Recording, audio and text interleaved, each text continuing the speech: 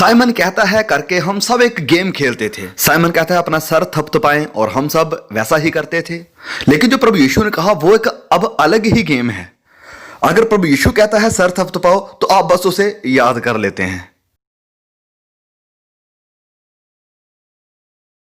प्रभु यीशु कहते हैं सारे संसार में जाओ और लोगों को मेरे चेले बनाओ, और आप कहते हैं मैंने याद कर लिया।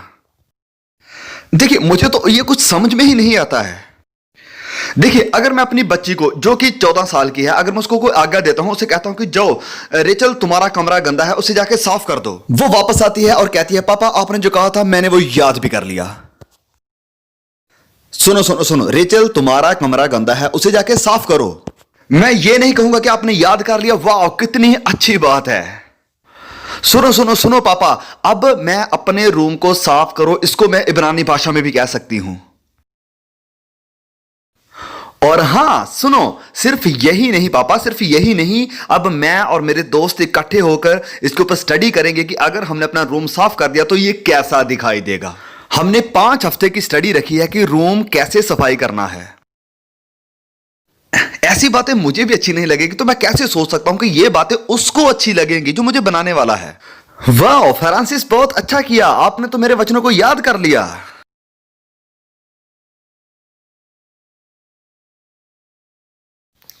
वो कहेगा कि मैंने अपनी आज्ञाएं तुम्हें याद करने के लिए नहीं दी हैं, वरन इसलिए कि आप वो बातें करें और मेरे जैसा बनने की कोशिश करें। हर कोई जो उससे जानने का दावा करता है वह भी वैसे ही चले जैसे वो चलता था।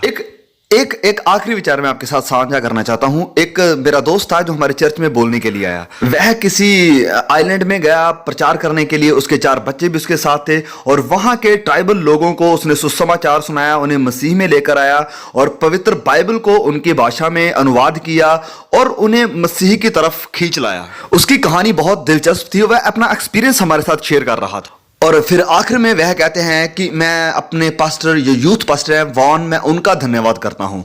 उन्होंने मुझे तैयार किया, उन्होंने मुझे वहां पर पहुंचाया। मैं उस आइलैंड में जाना तो नहीं चाहता था, लेकिन मैं वहां जाने के लिए तैयार हो गया। और अगले सप्ताह एक और मेरा दोस्त था जो हमारे चर्च में बोलने के लिए आया, और उसने भी कहा कि मैं ये सब कुछ अगर कर रहा हूं तो ये हमारे यूथ पास्टर वॉन की वजह से है। तो ये सुनते ही मैं फिर थोड़ा हैरान हो गया और मैंने उनसे पूछा कि क्या ये वही पास्टर वॉन है जिनकी बात पिछले हफ्ते भी की गई थी? तो उन्होंने कहा हाँ, वह हमारे ही ग्रुप का एक मेंबर था। और अगले सप्ताह फिर हमारे चर्च में यूनियन रेस्क्यू मिशन से एक पास्टर बोलने के लिए आया। वह एक शहर में था और लोगों की देखभाल करता था, और उसने पास्टर वॉन का नाम नहीं लिया। मैंने उनके साथ बात की और उनसे कहा कि पिछले 2 सप्ताह हमारे यहाँ पास्टर आए थे और वह पास्टर वॉन की बात कर रहे थे। तो उन्होंने कहा हाँ, मैं वॉन को जानता हूं। उसने कहा कि मैं एक बार पास्टर वॉन के साथ गया था, वो मैक्सिको के एक शहर में सेवकाई करते हैं। वह पछड़े इलाकों में जाते हैं, वह गरीबों को संभालते हैं और ऐसी जगह में जाते हैं जहां कोई भी जाना नहीं चाहता है। उन्होंने कहा ये अजीब था, मैं उनके साथ जा रहा था और बच्चे उनकी तरफ भाग कर आ रहे थे और उन्हें पकड़ लेते थे और वह उन्हें खाना देता था। कितने भी गंदे होते थे वह उन्हें साफ करता था और उनसे बहुत प्यार करता था। उसे अपनी कोई परवाह नहीं होती थी। गाँव के सारे लोग उसकी तरफ खींचे चले आते थे। तो पास्टर डैन ने मुझसे कहा कि फ्रांसिस ये सब बहुत अजीब था, और जितना समय मैं उनके साथ चलता रहा मुझे अपने आप में ऐसा ख्याल आ रहा था कि अगर प्रभु यीशु इस धरती पर होते तो बिल्कुल ऐसे ही होता, बिल्कुल इसी तरह होता। और उसने कहा कि जो दिन मैंने वॉन के साथ गुजारा वो मेरे लिए प्रभु यीशु के साथ चलने जैसा एक्सपीरियंस था, अनुभव था। मैं ये शब्द कभी नहीं भूलूंगा, क्योंकि जब उसने ये कहा तो मैंने सोचा कि मतलब किसी के बारे में ऐसी बात कहना बहुत ही बड़ी बात है। लेकिन मेरा सवाल यह था कि क्या कोई मेरे बारे में ऐसा कहेगा?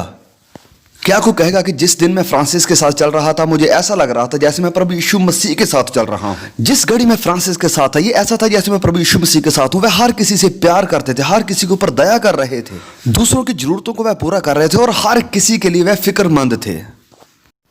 देखिए आज की मसीहत में आपको पास्टर बनने के लिए प्रभु यीशु मसीह के जैसा बनना जरूरी नहीं है, और मैं इसका सबूत हूं। आपको बस अच्छे बोलने वाले, अच्छे प्रचार करने वाले होना चाहिए। आप कोई साज बजाना सीख लो, आप फेमस क्रिश्चियन म्यूजिशियन बन जाओगे।